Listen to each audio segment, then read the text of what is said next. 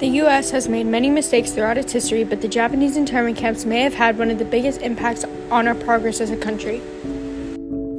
During World War II, the U.S. was preoccupied with fighting the Axis powers in Europe, so they were caught off guard when Japanese planes flew over Pearl Harbor and dropped bombs. Pearl Harbor devastated many Americans and caused millions of dollars in damage. Due to the Pearl Harbor bombing, the U.S. government felt as if they could not trust people of Japanese ancestry because they thought they were spies or had evil intentions. For this reason, the U.S. government put all of the people of Japanese descent into internment camps. When the relocation of Japanese Americans was announced, it was on an entirely voluntary basis.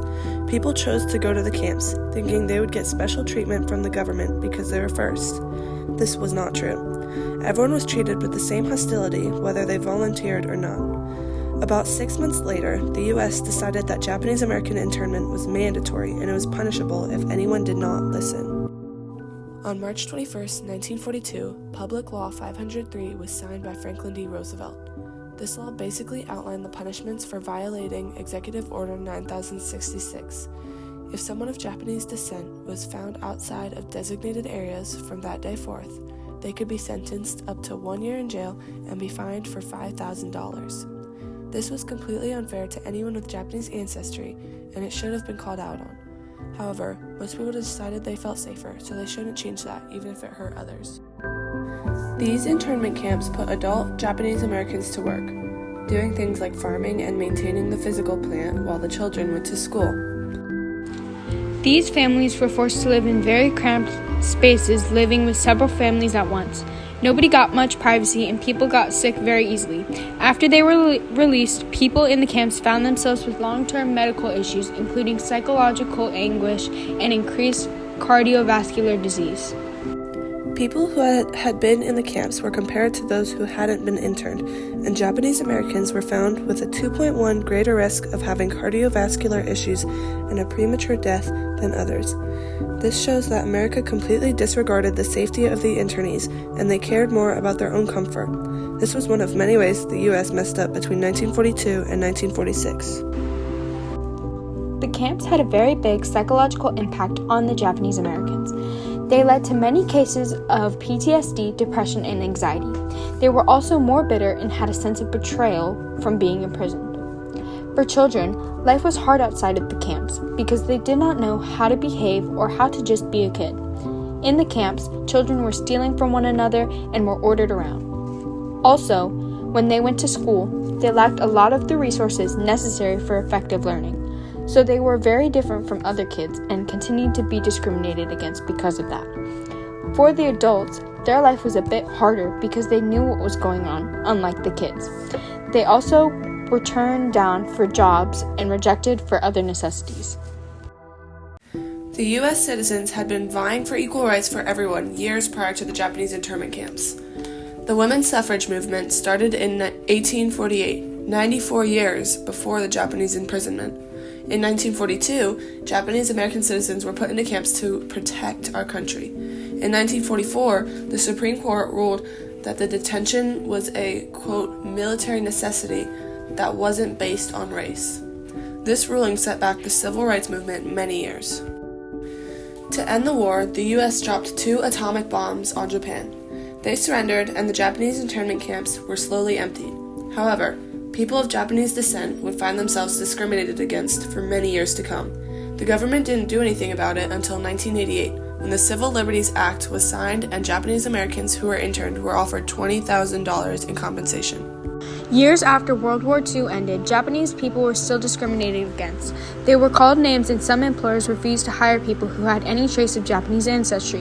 While they had supported the government inside of the camps, Japanese American voter turnout was very low until 2020, which shows that people who had been in the camps didn't feel comfortable choosing who their leader was, possibly for the fear of being locked up again.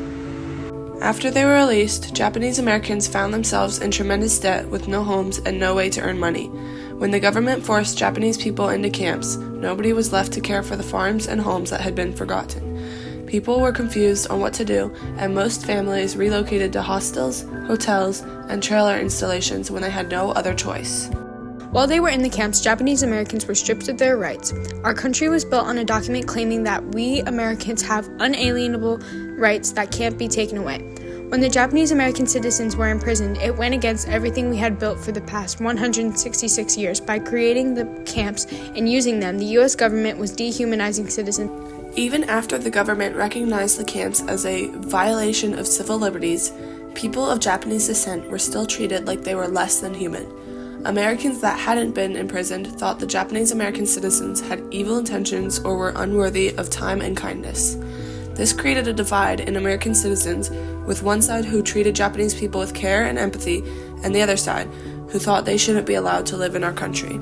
After the U.S. relocated all people of Japanese descent, Canada quickly followed. 23,000 Japanese Canadians were removed from the coast and sent towards the interior of the country. Most people worked on sugar beet farms or went to internment camps in British Columbia. Over 90% of the total population of Japanese Canadians were compromised by these orders. However, most people incarcerated by both the U.S. and Canada were citizens of one of those countries, but they were targeted based on their ancestry. Military zones were established in California, Oregon, and Washington, which were all states with large Japanese populations. These military zones were created with the, quote, intention of preventing espionage on American shores. There were also people removed from Hawaii. At the time of the attack on Pearl Harbor, about one-third of Hawaii's population was Japanese. Some of the Japanese American residents were arrested immediately, and about 1,500 were sent to the mainland to be unfairly punished in camps. The camps were built further inland, away from the coast, so if Japanese planes were to try to destroy the camps and set free the prisoners, they'd have to move further into U.S. territory and have a higher chance of being shot down. Executive Order 9742 allowed the release of Japanese Americans and forced the removal of the War Relocation Authority. The WRA was a government agency that was formed to create the camps where the Japanese Americans would stay. Under brief direction from Milton Eisenhower and Dillon S. Meyer, the WRA designed and built the camps for citizens to be confined. A, quote, loyal program was made, segregating those deemed loyal and disloyal to the United States. The disloyal group was given harsh treatment and unfair circumstances. The loyal group was permitted to find jobs outside of the camps, and they were given citizens indefinite leave cards, which ensured the card holder a journey outside of the camp to go to their job. The WRA also allowed second-generation Japanese Americans to leave the camps if they were in college.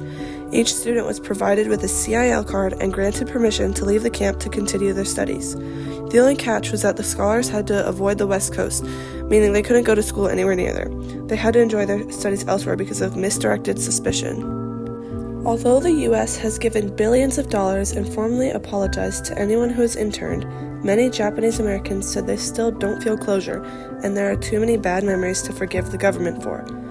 We believe that the Japanese Americans have every right to feel this way, and America should not repeat its mistakes because it only hurts us as a whole, and no one will grow from it.